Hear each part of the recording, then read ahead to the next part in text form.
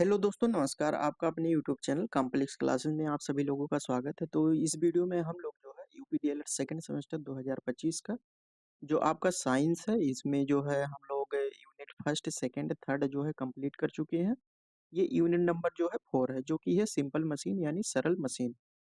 तो इसके अंतर्गत जो है हम लोग बात करेंगे और कंप्लीट यूनिट को जो है एक ही वीडियो में जो है कंप्लीट करने वाले हैं।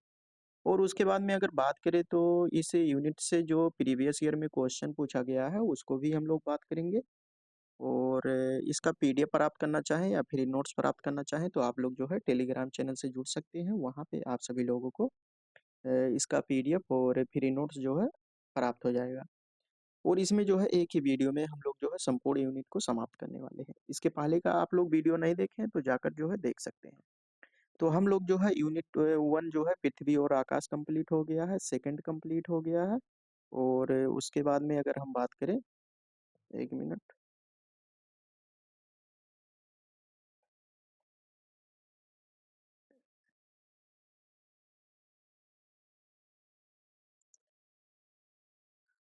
तो यहाँ पे जो है यूनिट 1 कंप्लीट हो गया है। उसके बाद में अगर हम बात करें तो सेकंड कंप्लीट हो गया है। और आप लोगों का ये थर्ड भी कंप्लीट हो गया है। आज के वीडियो में हम लोग जो है यूनिट 4 नंबर की बात करेंगे, जो कि है सरल मशीन। ठीक है।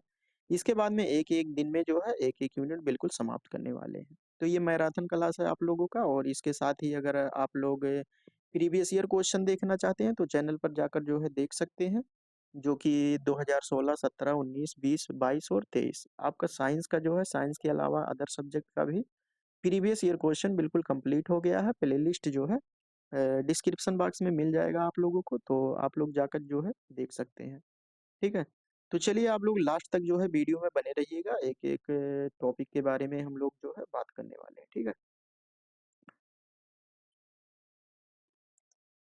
सबसे पहले हम देखते हैं कि सरल मशीन, सिंपल मशीन क्या होता है। ठीक है। सरल मशीन के बारे में। तो सरल मशीन एक ऐसा उपकरण होता है जो किसी जटिल तंत्र के काम करता है। ठीक है। जो आसानी से काम करता है, मतलब ये है। और हमारी ऊर्जा को बचाता हुआ यह काम को आसान करता है। ठीक है।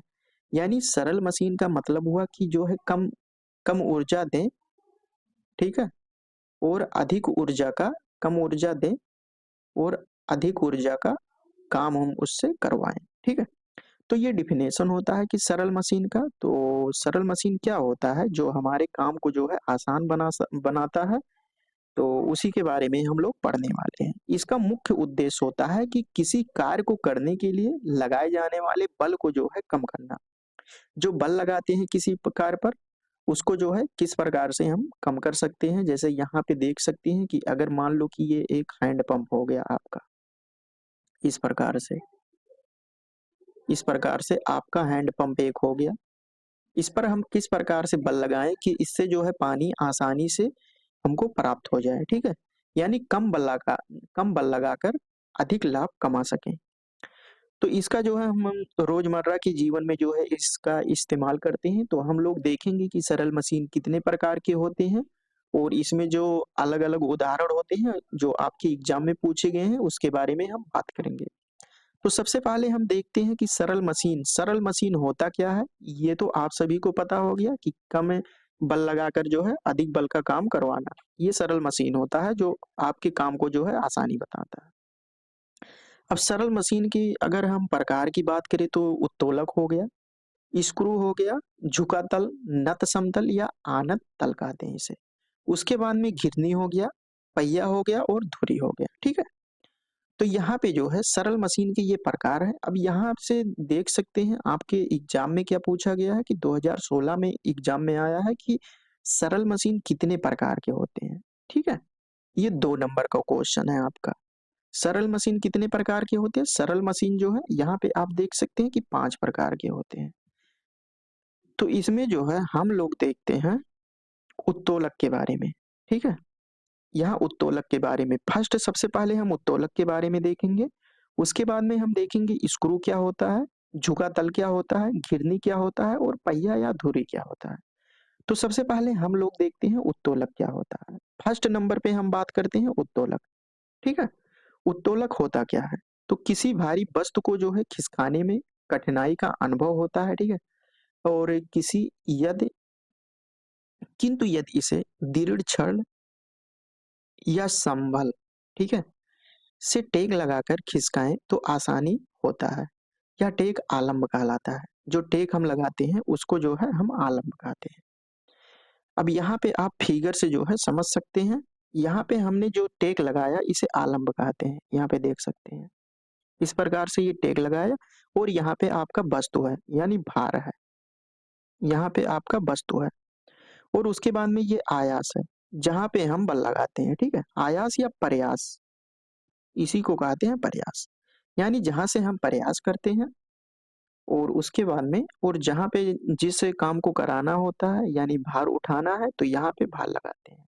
इसमें क्या होता है उत्तोलन में, यहाँ पे देख सकते हैं कि किसी भारी वस्तु को खिसकाने में कठिनाई का अनुभव होता है। अगर कोई भारी वस्तु है एक स्थान से दूसरे स्थान पर अगर हमको खिसकाना है तो उसके लिए हमको कठिनाई का सामना करना पड़ता है। किंतु यदि दृढ़ पिंड मतलब होता है कि कोई छड़ हो गया, ठीक है। दृढ़ पिंड या संबल से अगर हम टेक लगाकर खिसकाएं तो आसानी से जो है इसको खिसका सकते हैं। यह टेक आलंब कहलाता है। जो हम टेक लगाते हैं इसे आलंब कहते हैं, इसको याद रखिएगा, ठीक है। तो आयास, आलंब और भार की स्थिति के अदल बदल होने के फलस्वरूप उत्तोलक की जो श्रेणियां होती है वो 3 प्रकार की होती है।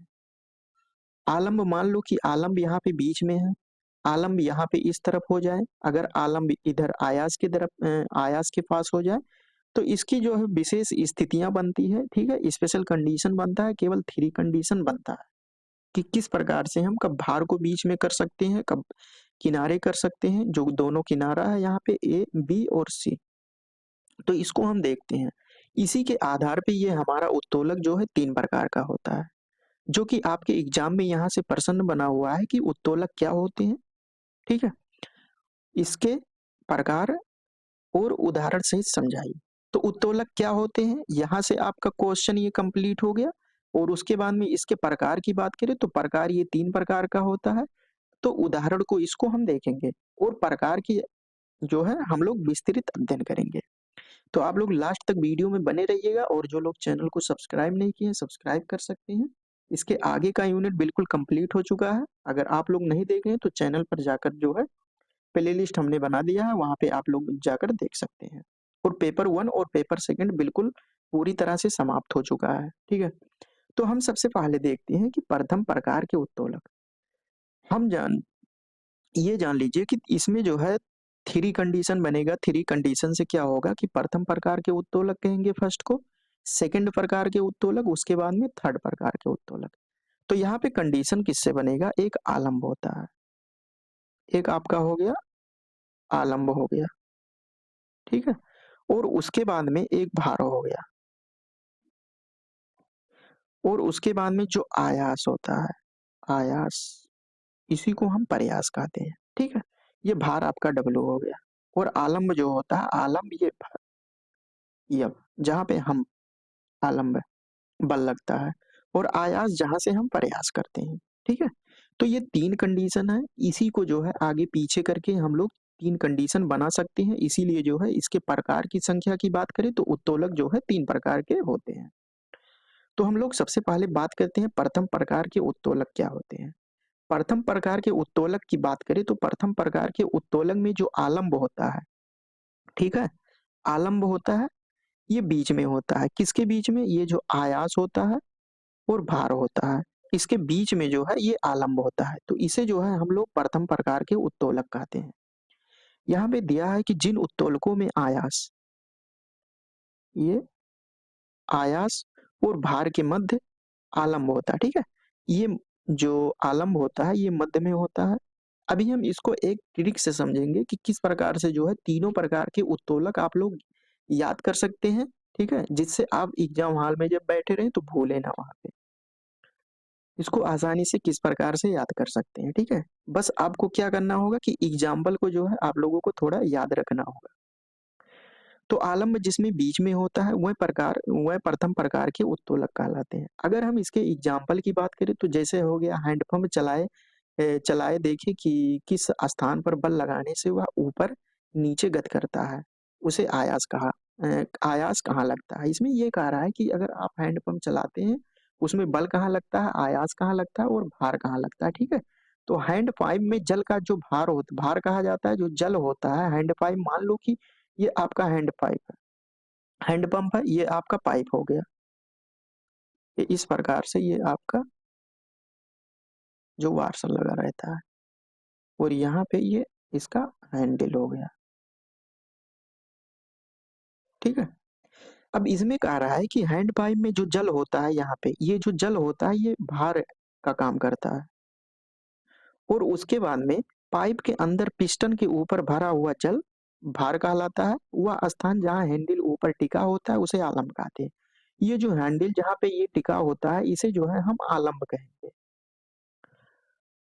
तो इसको प्रथम प्रकार के उत्तोलक इसलिए कहते हैं क्योंकि ये भार और आयास के बीच में जहाँ पे हम प्रयास, यहाँ पे मान लो कि यहाँ पे हम आप लोग हैं, यहाँ पे जो है हैंडपंप चला रहे हैं।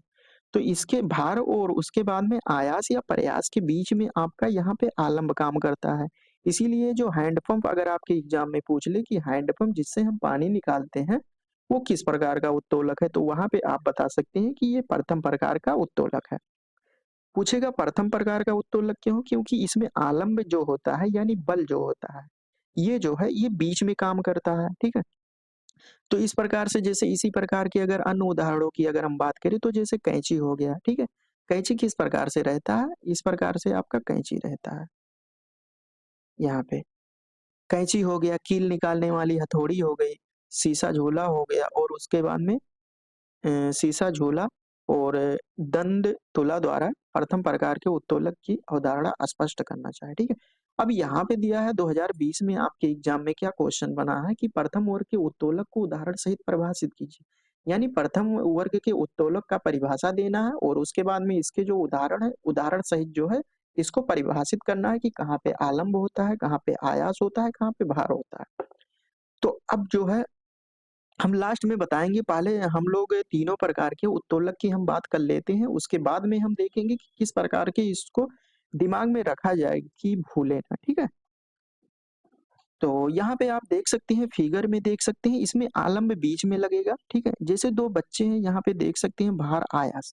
यहाँ पे 2 बच्चे हैं, एक इधर बैठा है, एक इधर बैठा है। यहाँ पे जो टैग लगा हुआ है, ठीक है? ये आलंब बीच में हो गया। तो इसमें क्या होता है, यहाँ पे देख सकते हैं जो वज़न होगा वो नीचे की तरफ आ जाएगा और जो हल्का होगा ऊपर की तरफ आ जाएगा, तो ये आलंब बीच में काम करता है। इसी प्रकार से जो कैंची होता है ये आपका ये आलंब बीच में है और उसके बाद में हैंड पंप देख सकते हैं कि आलंब यहाँ पे कार्य करता है।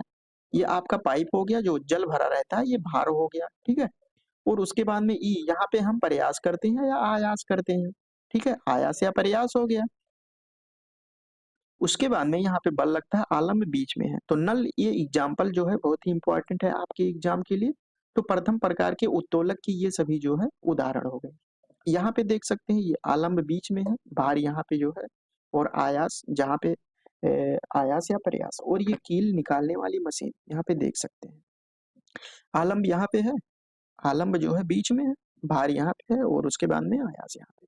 तो हम आशा करते हैं कि जो है प्रथम प्रकार के उत्तोलक के बारे में आप लोगों को परिभाषा समझ में आया होगा और उसके बाद में इसके जो एग्जाम्पल होते हैं, एग्जाम्पल के बारे में समझ में आया होगा। अब हम इसके आगे देखते हैं, द्वितीय प्रकार के उत्तोलक क्या होते हैं, ठीक है? फर्स्ट प्रकार के उत्तोलक हम लोग देख चुके हैं। तो द्वितीय प्रकार के उत्तोलक की बात करें तो इसमें जो भार होता है, वो मध्य में होता है। अब ये तो आप लोगों को पता हो गया कि केवल 3 कंडीशन बनेगा क्योंकि 3 ही हैं।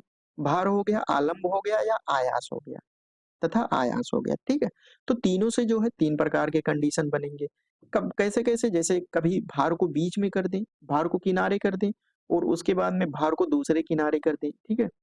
तो इसी प्रकार से कंडीशन और यही सेम कंडीशन जब आलम्ब में हम करेंगे तो आलम्ब में भी यही कंडीशन बनेगा, ठीक है?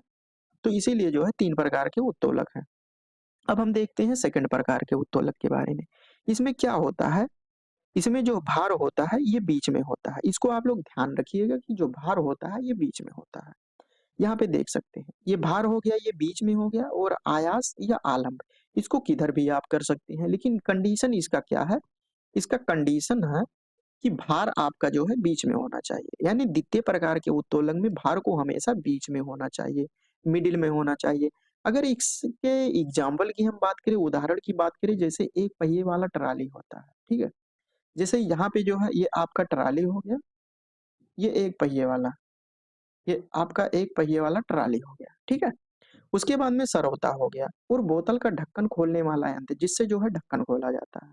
अब यहाँ पे आपके एग्जाम में क्या पूछा गया है 2017 में कि वह उत्तोलक जिसमें आलंब एवं आवास, आवास नहीं ये आयास है, टाइपिंग में मिस्टेक है। यहाँ पे देख सकते हैं वह उत्तोलक जिसमें आलंब एवं आयास के मध्य भार होता है। यहाँ पे क्या पूछा है तो आपको क्या ध्यान ध्यान देना है कि बीच में क्या है, ठीक है? मिडिल में क्या है? तो यहाँ पे भार बीच में है, तो भार अगर बीच में है तो भार का कॉन्सेप्ट क्या है कि यहाँ पे द्वितीय प्रकार के उत्तोलक उसे कहते हैं जहाँ पे भार बीच में होता है, ठीक है? तो यहाँ पे देख सकते हैं कि हैंड पंप हो गया, चाकू हो गया, ट्राली हो गया, फावड़ा हो गया। तो इसका जो राइट आंसर होगा ये आपका हो जाएगा ट्राली। यहाँ पे देख सकते हैं किस प्रकार से, अगर आपको एग्जाम्पल याद नहीं है तो आप जो है एग्जाम में इसको क्वेश्चन को कर नहीं पाएंगे और बैक पे बैक देते चले जाएंगे, ठीक है? 2 साल का कोर्स 5 साल में कंप्लीट होता है कुछ लोगों का डीएलएड का। तो आप लोग थोड़ा ध्यान से पढ़िएगा। तो इस प्रकार से हम लोग द्वितीय प्रकार के उत्तोलक के बारे में बात किए। द्वितीय प्रकार के उत्तोलक के बारे में जैसे जो भार होता है वो बीच में होता है, ठीक है? यहाँ भी देख सकते हैं ये बीच में है और उसके बाद में यहाँ देख सकते हैं भार जो है ये बीच में लगता है, आयास यहाँ पे एंड हो गया और उसके बाद में आलम्ब। उसके बाद में ये क्या है, ये बोतल खोलने वाला यंत्र है, ठीक है? ये आयास हो गया और भार इसमें बीच में लगता है, आलम्ब जो है किनारे पर। उसके बाद में हम तृतीय प्रकार के उत्तोलक की बात करते हैं, यानी 3 ही कंडीशन बनेगा, ठीक है? अब इसमें क्या होगा, जिन उत्तोलकों में आयास भार और आलम्ब के मध्य होता है, इसमें जो होता है, जो आयास होता है जहाँ से हम प्रयास करते हैं, जैसे हैंड पंप जहाँ से हम हाथ रखकर जो है चलाते हैं, उसे आयास या प्रयास कहते हैं, ठीक है? तो तृतीय प्रकार के उत्तोलन में क्या होता है, यहाँ पे आयास या प्रयास जो हम करते हैं, ठीक है? वो बीच में होता है, इसमें ये ध्यान देना है। अब इसमें जैसे हो गया चिमटा हो गया, ठीक है? चाकू हो गया, झाड़ू हो गया, सीढ़ी हो गया, ये सभी जो है ये तृतीय प्रकार के उत्तोलक होते हैं। यहाँ पे फिगर में आप देख सकते हैं, ठीक है? ये ब्रेड काटने वाली छुरी, इसमें क्या है, जो आयास होता है वो हम बीच में काम करते हैं, यहाँ पे देख सकते हैं। ये बीच में है।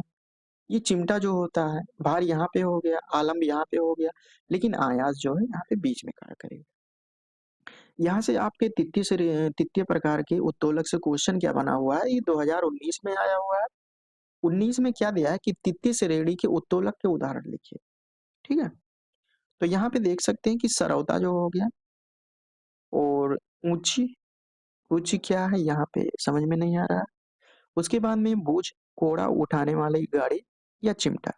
तो यहाँ पे तृतीय प्रकार के उत्तोलक जो है आपका चिमटा होता है, यहाँ देख सकते हैं, ठीक है? इस प्रकार से हर स्लाइड से जो है एक एक क्वेश्चन आया हुआ है एग्जाम में आपके, तो एग्जाम्पल पे जो है आप लोग ज्यादा ध्यान दीजिएगा और इसको जो है अब हम लोग जो है इसको याद करते हैं। इसको अगर आप लोग याद करना चाहें,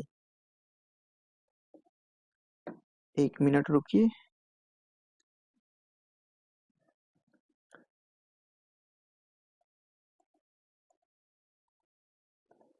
इसको जो है हम आम लोगों को ट्रिक से बता देते हैं कि किस प्रकार से याद करना है, ताकि एग्जाम में जो है आप लोग भूले नहीं।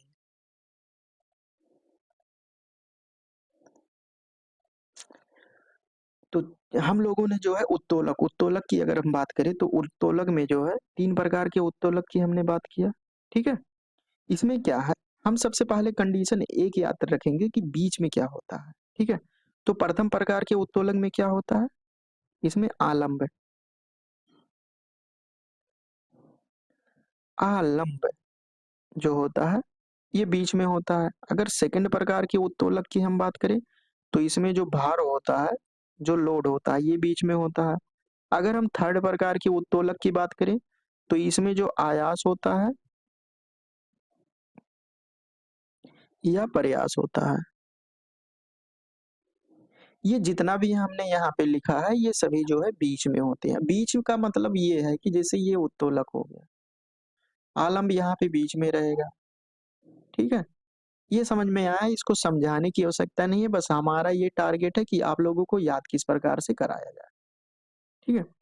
तो इसका आप लोग एक ट्रिक लिखिए कि बरस, यहाँ पे लिखिए बा, रा और सा, ठीक है? 3 कंडीशन है और इसको याद रखिए, ये फर्स्ट प्रकार का उत्तोलक, सेकंड प्रकार का उत्तोलक और ये थर्ड प्रकार का उत्तोलक। अब यहाँ पे सभी का ये लास्ट में जो वर्ड है, बा हो गया, रा हो गया और सा हो गया। प्रयास लिखो या आयास लिखो, सा हमेशा आता है। तो इसको बा से मतलब हो गया, ये आलंब हो गया आपका, आलंब हो गया, ठीक है?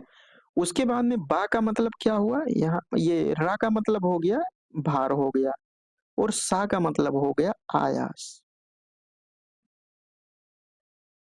आयास या प्रयास। तो इतना आपको पता है कि आलंब क्या होता है, भार क्या होता है और आयास या प्रयास क्या होता है, ये आप सभी लोगों को पता है, ठीक है? अब हमारा मेन मोटिव है कि जो है इसको याद कैसे किया जाए। तो फर्स्ट प्रकार की केवल आपको क्या याद करना है कि बरस, बादल बरस, ठीक है? तो यहाँ पे लास्ट वर्ड लेना है, बा से आलंब यानी आलंब लास्ट में आता है क्या? इस शब्द में जो है बा लास्ट में आता है, रा हो गया मतलब भार लास्ट में आता है, सा मतलब प्रयास या आयास लास्ट में आता है। तो सबसे पहले आपको बा, रा, सा ये ट्रिक जो है आपको याद रखना है। तीनों प्रकार के उत्तोलक जो है आप लोग बता सकते हैं एग्जाम में। अब यहाँ से जो हम आशा करते हैं कि जो है यहाँ से क्वेश्चन गलत नहीं होगा। और एक क्वेश्चन जो है अगर आपके एग्जाम में 1 नंबर में आ जाए कि ये जो सरल मशीन होता है, उत्तोलक जो होता है ये किस पे काम करता है, ठीक है? तो उत्तोलक की बात करें तो यह जो है ये बल आघूर्ण बल आघूर्ण के सिद्धांत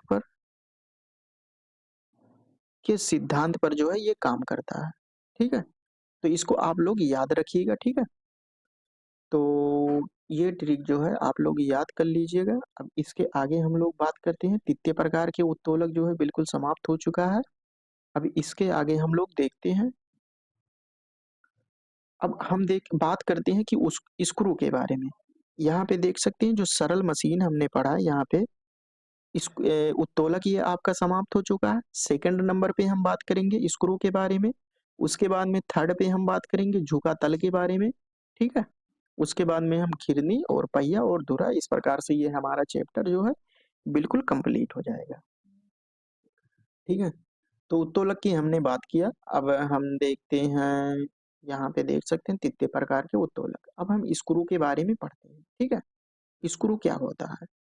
तो स्क्रू का मतलब होता है या एक घुमावदार पेंच होता है जो वस्तुओं को जोड़ने या उन्हें उन्हें जो है कसने के काम आता है। यहाँ पे देख सकते हैं ये स्क्रू हो गया, ठीक है?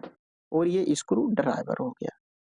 ये स्क्रू ड्राइवर किस प्रकार से इसको कसते हैं खोलते हैं, ठीक है? जो ड्राइव करता है इसको। तो यह एक घुमावदार पेंच होता है जो वस्तुओं को जोड़ने या उन्हें कसने के लिए इस्तेमाल किया जाता है। उपयोग की बात करें तो लकड़ी हो गया, धातु या प्लास्टिक के टुकड़ों को जो है जोड़ने के लिए स्क्रू का प्रयोग किया जाता है, ठीक है? जो टुकड़ा जोड़ना है यहाँ पे स्क्रू कह दीजिए और ये जुड़ जाएगा। उदाहरण की बात करें जैसे बोतल का ढक्कन होता है, ये स्क्रू का उदाहरण होता है, ठीक है? घुमावदार बोतल को जो है बंद करता है। यहाँ पे देख सकते हैं ये जो है ना घुमावदार, ये स्क्रू की तरह होता है, ऐसे ऐसे ऐसे, ठीक है? अब स्क्रू ड्राइवर क्या होता है? स्क्रू ड्राइवर को कसने के लिए स्क्रू ड्राइवर का प्रयोग किया जाता है। ड्राइवर किसे कहते हैं? जैसे बस ड्राइवर हो गया, जो बस को चलाता है उसे ड्राइवर कहते हैं। स्क्रू को जो चलाएगा यानी स्क्रू को जो कसेगा उसे स्क्रू ड्राइवर कहेंगे। तो यहाँ पे ये आपका स्क्रू ड्राइवर हो गया, ये स्क्रू हो गया, ये बोतल का ढक्कन हो गया जो कि एग्जाम्पल हो गया स्क्रू का। इस प्रकार से आपको स्क्रू के बारे में समझ में आया। अब हम झुका तल के बारे में बात करते हैं कि झुका तल एक सरल मशीन होता है जो किसी वस्तु को कम बल के साथ ऊपर उठाने या नीचे लाने में मदद करता है। इसे आनत तल या नत समतल कहते हैं।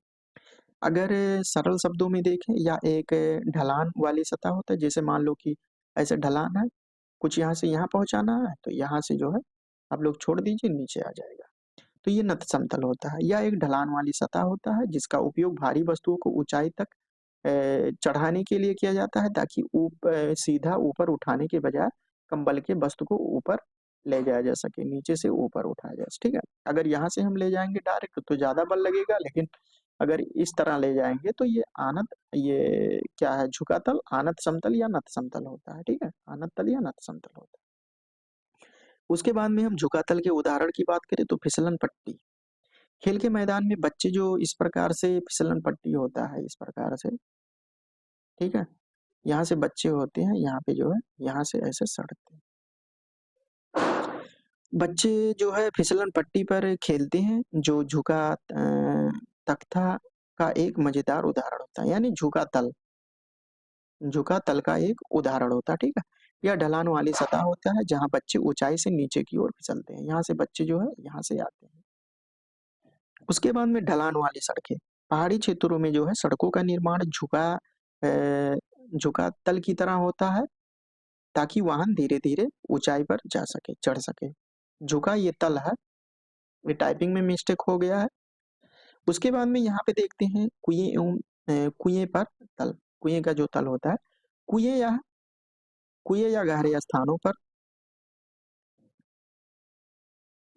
तल लगाया जाता है, जिससे पानी की भरी हुई बाल्टी को खींचकर ऊपर लाने में मदद मिलती है, ठीक है। इस प्रकार से हम लोगों ने अब देख रहे हैं कि पहिया और धुरी क्या होता है, ठीक है। पहिया और धुरी परिभाषा की अगर बात करें, आपके एग्जाम में अगर परिभाषा पूछ ले या उपयोग पूछ ले या उदाहरण पूछ ले, ठीक है, तो यह एक बड़ा पहिया होता है जो एक धुरी के चारों ओर घूमता है। ये धुरी हो गया, ठीक। इसी के चारों ओर ये इस प्रकार से घूमेगा। पहिया और धुरी के संयोजन से वस्तु को जो है आसानी से खींचा जा सकता है। अगर उपयोग की बात करें तो जैसे कार हो गया, कार में पहिए का प्रयोग किया जाता है। साइकिल हो गया, दरवाजा हो गया, दरवाजे का जो हैंडल होता है उसमें पहिए और धुरी के उदाहरण होते हैं। बेस्ट एग्जाम्पल है। अगर हम उदाहरण की बात करें, जैसे साइकिल हो गया, साइकिल का पहिया और उसके साथ जो धुरी इसका महत्वपूर्ण हिस्सा होता है, जो साइकिल को आसानी से चलाने में जो है मदद करता है। सेकंड देखते हैं, दरवाजे का हैंडल जो होता है, जब हम दरवाजे के हैंडल को घुमाते हैं तो पहिया और धुरी सिद्धांत पर काम करता है, ठीक है। पहिया और धुरी सिद्धांत पर काम करता है। अब हम देखते हैं घिरनी। घिरनी क्या होता है, जैसे कुएं से जब हम पानी निकालते हैं तो कुएं से यहाँ पे देख सकते हैं ये घिरनी लगा हुआ है, यहाँ पे ये घिरनी है, इसे कहते हैं घिरनी। ये चच्चा जी जो है लोड कुछ उठा रहे हैं, ठीक है। तो कुएं से पानी घिरनी की सहायता से बड़ी आसानी से सुविधाजनक तरीके से जो है निकाल सकते हैं। क्रेन में भी घिरनी की सहायता से भारी बोझ को उठाया जा सकता है। जो क्रेन होता है वो भी जो है घिरनी उसमें भी लगा होता है। आप लोग देखे होंगे, भारी बोझ को जो है उठाना सुविधाजनक और सरल होता है।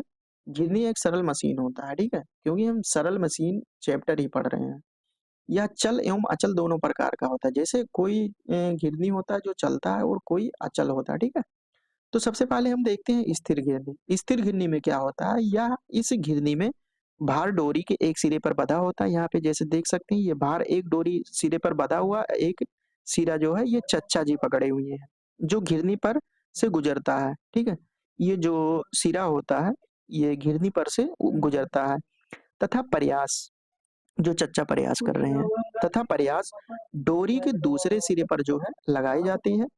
जब यल दूरी पर प्रयास लगाया जाता है तो भार भी समान दूरी पर गति करेंगे। अगर हम चल घिरनी की बात करें, ठीक है, जो घिरनी चलती रहती है, यहाँ पे देख सकती है ये घिरनी भी जो है चलती रहती है।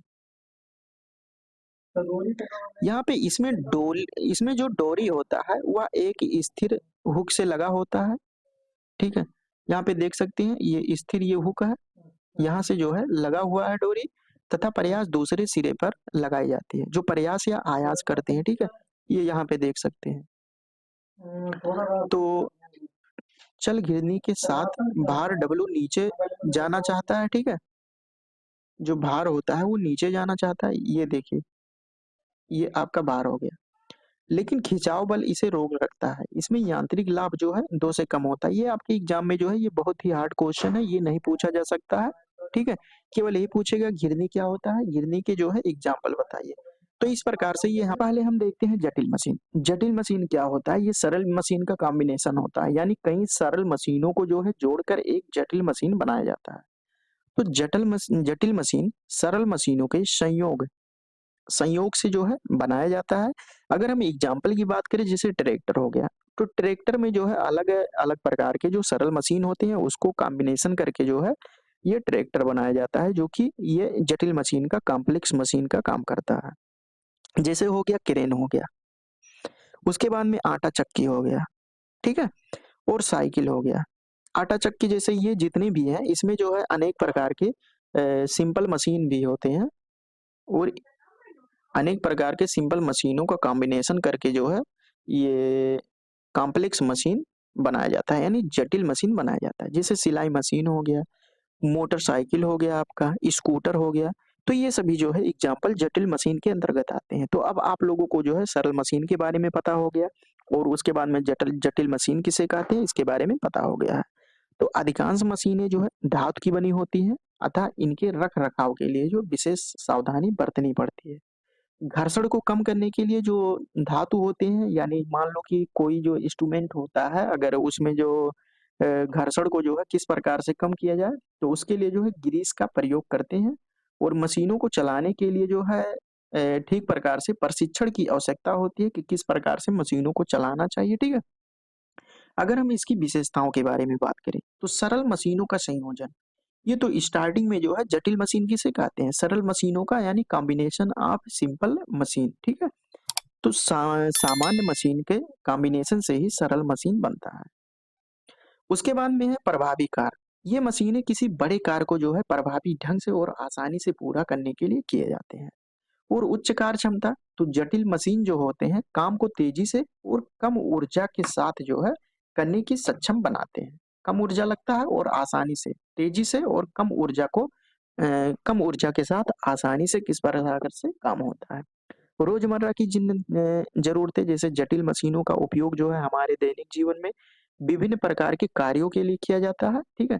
तो इस प्रकार से ये हमारा जटिल मशीन का चैप्टर बिल्कुल पूरी तरह से समाप्त हो गया है। अब इसके बाद में हम लोग देखेंगे कि प्रीवियस ईयर में जो है क्वेश्चन किस प्रकार से बना हुआ है।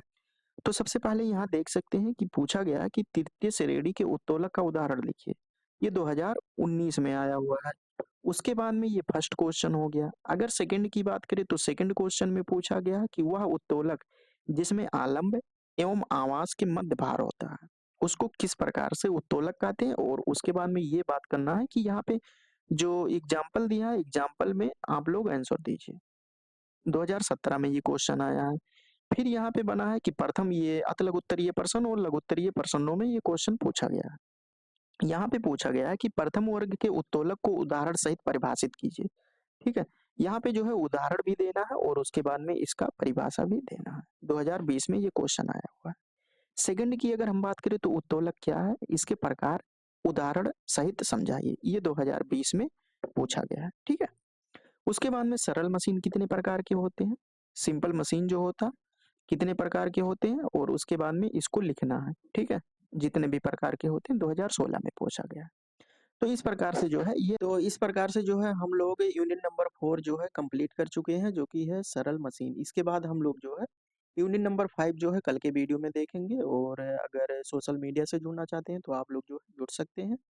वीडियो किस प्रकार से लगा आप लोग लाइक कर सकते हैं, शेयर कर सकते हैं और अपने दोस्तों के पास शेयर कर सकते हैं। अभी तक जो लोग चैनल को सब्सक्राइब नहीं किए हैं, सब्सक्राइब कर सकते हैं। और प्रीवियस ईयर क्वेश्चन आप लोग किसी सब्जेक्ट का पढ़ना चाहते हैं तो चैनल पर जाकर जो है पढ़ सकते हैं, बिल्कुल कंप्लीट हो चुका है, ठीक है?